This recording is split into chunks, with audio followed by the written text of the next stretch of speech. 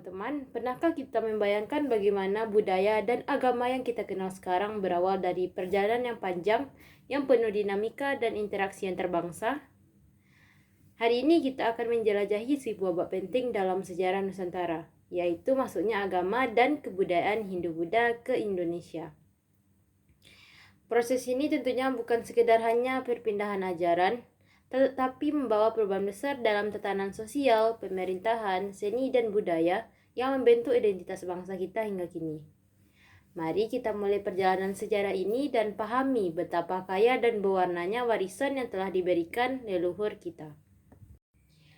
Baiklah, pada poin pertama kita akan mempelajari bagaimana alur masuknya agama dan kebudayaan Hindu-Buddha ke Indonesia. Berikut ini adalah peta jalur masuknya agama Hindu-Buddha ke wilayah Nusantara. Nah, teman-teman, dari peta ini kita bisa melihat bahwa jalur perdagangan antara India dan China menjadi faktor utama penyebaran agama dan kebudayaan Hindu-Buddha ini ke Indonesia. Agama Hindu dan Buddha masuk ke Indonesia melalui jalur perdagangan internasional antara India dan China. Awalnya perdagangan ini melalui jalur darat yang disebut dengan jalur sutra atau the Silk Road. Namun sekitar abad ke-1 rute ini beralih ke jalur laut. Para pedagang melewati Teluk Benggala, Kepulauan Andaman, kemudian masuk ke Selat Malaka hingga sampai di Nusantara.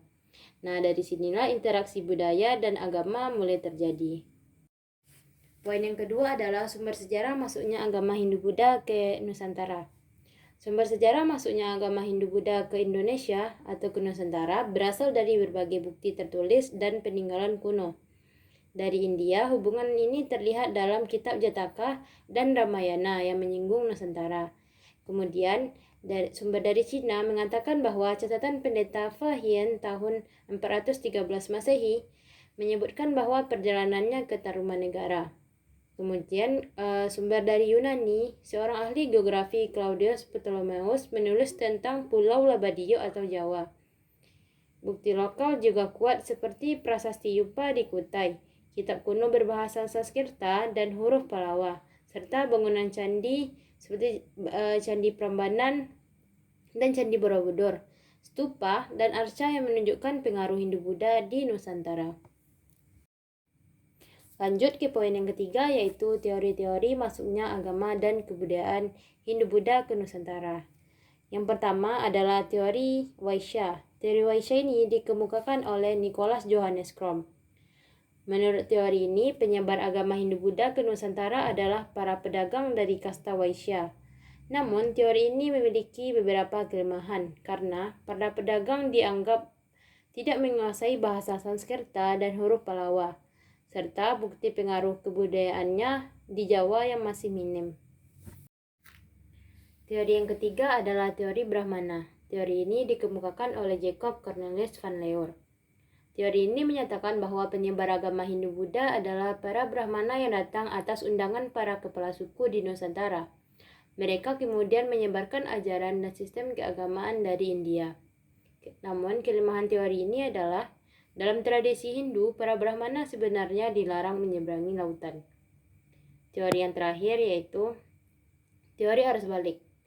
Teori ini dikemukakan oleh J. Koedes dan F. D. Kabos.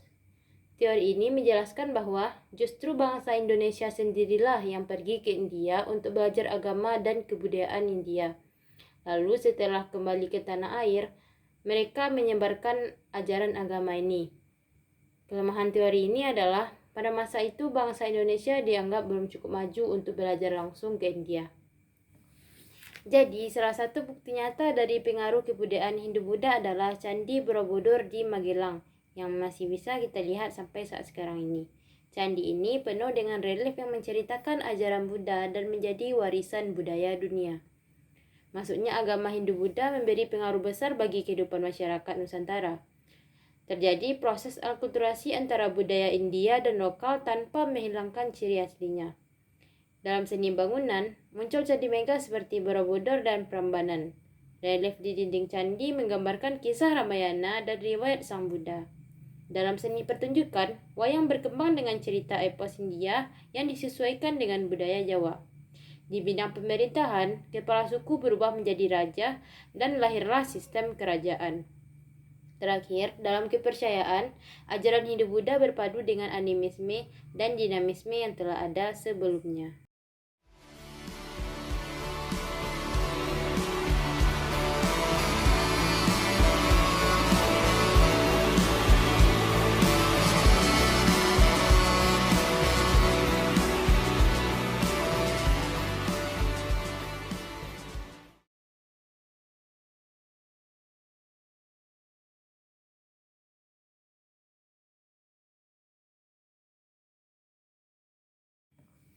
Jadi, salah satu bukti nyata dari pengaruh kebudayaan Hindu-Buddha adalah Candi Borobudur di Magelang, yang masih bisa kita lihat sampai saat sekarang ini. Candi ini penuh dengan relief yang menceritakan ajaran Buddha dan menjadi warisan budaya dunia. Maksudnya agama Hindu-Buddha memberi pengaruh besar bagi kehidupan masyarakat Nusantara.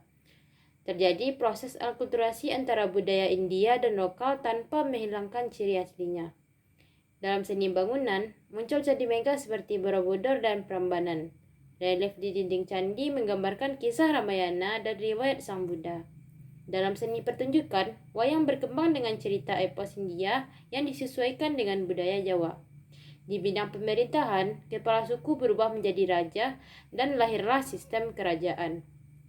Terakhir, dalam kepercayaan, ajaran Hindu Buddha berpadu dengan animisme dan dinamisme yang telah ada sebelumnya.